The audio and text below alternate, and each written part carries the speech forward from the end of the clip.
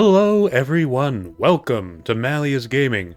I'm your host Malleus, and in today's episode of Total Tactics, we're going to be discussing some tactics and principles behind guerrilla warfare, and how you can use these methods in your own games of Total War Warhammer 3. While I'm sure many would expect wood elves to be involved in this video, I'll be demonstrating these tactics as a purely black powder empire force in a PvP match against my friend Sergeant Lewis's own Empire forces. For all my elf lovers out there, don't worry, our time will come. Now, if you enjoy this video, don't forget to like, subscribe, comment, and turn on notifications, as it will really help out the channel. And with that, let's get into it.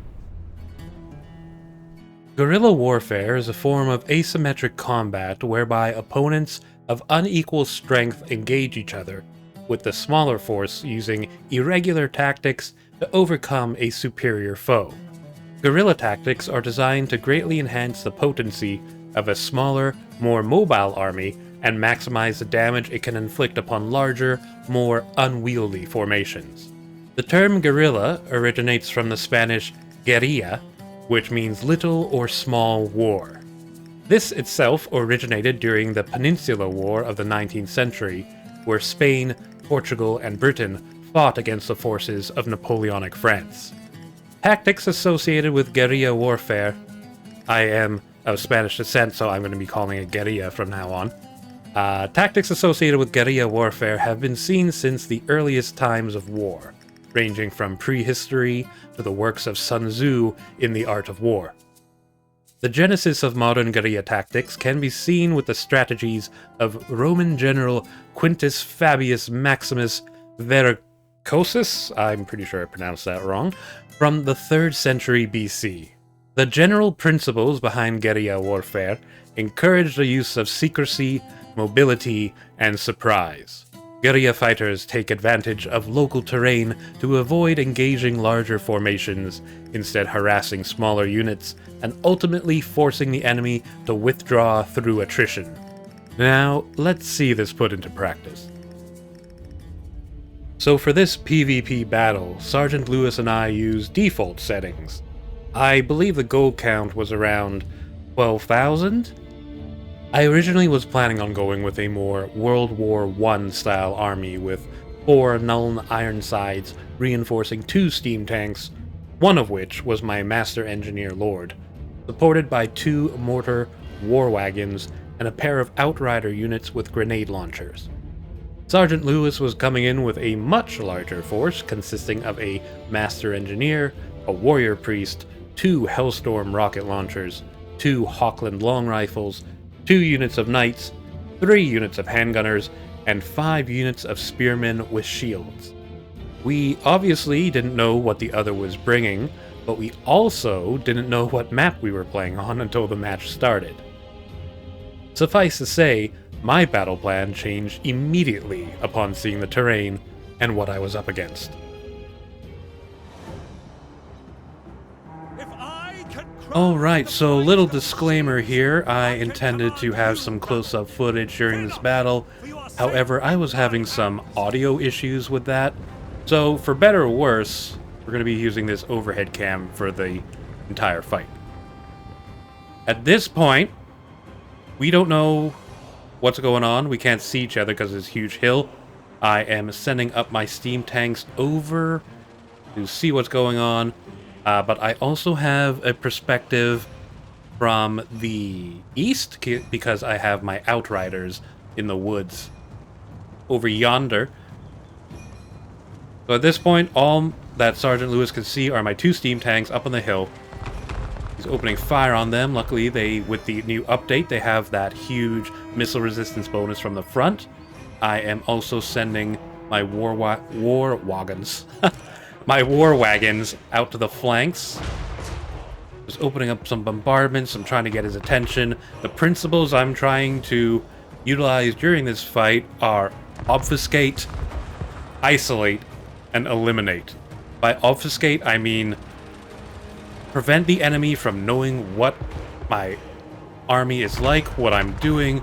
All he can see are just my steam tanks, my war wagons. He does not know that I have outriders to the flanks or my handgunners behind the hill.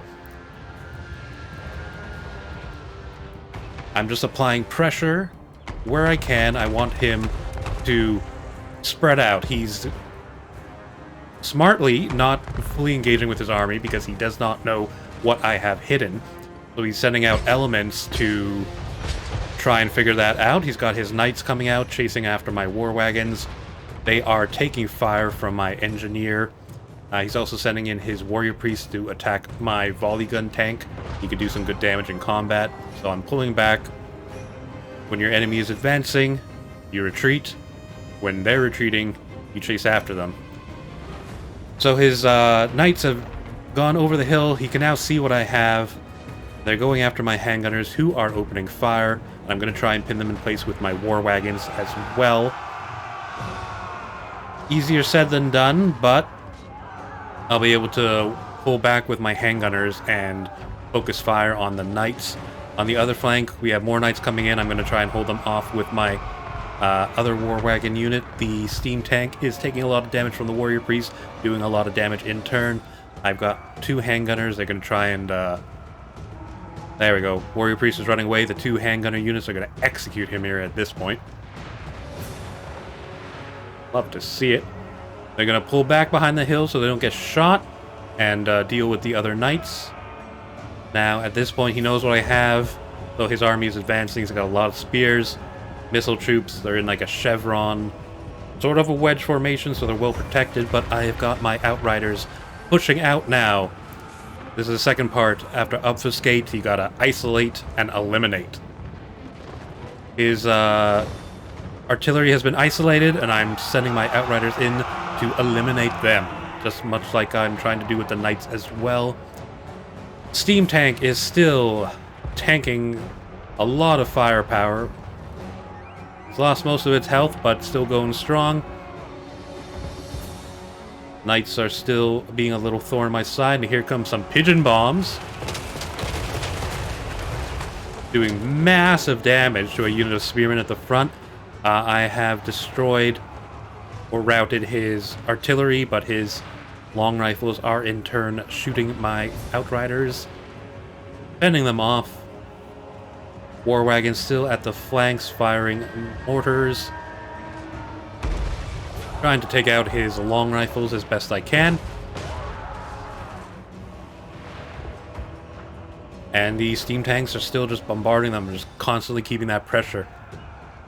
Trying to sort of overwhelm. Doesn't know what to do with all these points of conflict here. His knights are still engaged, although one unit has been broken completely and now wiped out, so we only have one unit of light knights remaining to deal with. My volley gun steam tank is pulling back. It's taking a lot of damage, so I want to try and keep it alive for a little bit longer. Still taking shots off, warding away my remaining outriders. I think one unit broke and just ran off the field. The rest of his army is slowly advancing, although he's retreating his knights back. Fine by me. Master Engineer steam tank is now absorbing a lot of firepower, but he's still at pretty much full health, so he'll be able to take a lot. And just doing what I can to eliminate the remaining missile units, the long rifles particularly. My mortar wagons taking some fire, pulling them back. My other mortar war wagons are being attacked by his engineer lord, who is sending some pigeon bombs of his own.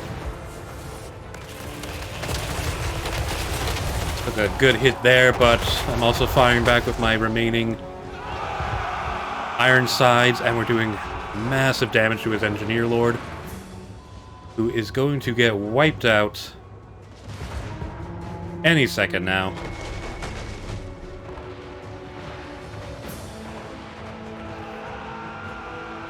We've done a lot of damage, taken out his lord, taken out the artillery, removed a lot of his offensive ranged units. A lot of his units seem to be, their morale is wavering. As far as our hit and run guerrilla tactics have been going, we've been wearing them down. And I think they're going to start breaking any moment now.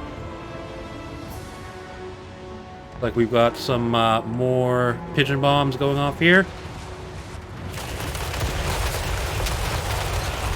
Beautiful.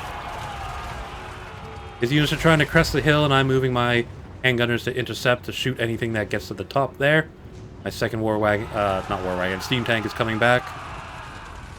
I see some units of his, they're wavering, and there we go. The enemy has withdrawn. Looking at the numbers, my 358 strong army suffered 97 casualties, or about 27% of the force, while Sergeant Lewis's 1,144 strong army suffered 612 casualties, or about 53% of his force. Overall, I'd say my plan to obfuscate, isolate, and eliminate worked very well. The updated steam tanks did an amazing job of drawing attention for the whole battle, letting me choose when and where to apply pressure and take out key components of the enemy army. Sergeant, understandably, did not want to commit his whole force without knowing what I had hidden, and his knights were a serious problem as they could have crippled, if not outright destroyed, my iron sides. The war wagons did an admirable job holding them up, which let me focus them down, as well as harass from the flanks with their long-range artillery. Speaking of artillery, Sergeant's Hellstorms were also extremely dangerous, and I couldn't have my infantry exposed to them at all without taking massive damage. Using the terrain and my outriders to nullify their effectiveness played a huge role in securing this win. Thanks again for the game, Sergeant Lewis. It was a lot of fun and a great challenge. Thank you all so much for watching. I hope you enjoyed the video. Let me know if you've used these kinds of tactics yourself to overcome the odds, or if you have your own tactics to deal with such dishonorable methods. Also, I'd like to give a huge shout out to you guys. As of this video, Malleus Gaming has reached over 11,000 subscribers, breaking right through the 10,000 mark, and I truly can't believe how far it's come. Thank you all so much for the love you've been showing. It truly means so much, and I can't wait to continue on with all of you. If you'd like to see more of these kinds of tactics, don't forget to like, subscribe, comment, and turn on your notifications to help out the channel within the warp-touch tides of YouTube. I hope you all have a great day, guys, and I'll see you in the next one. Bye!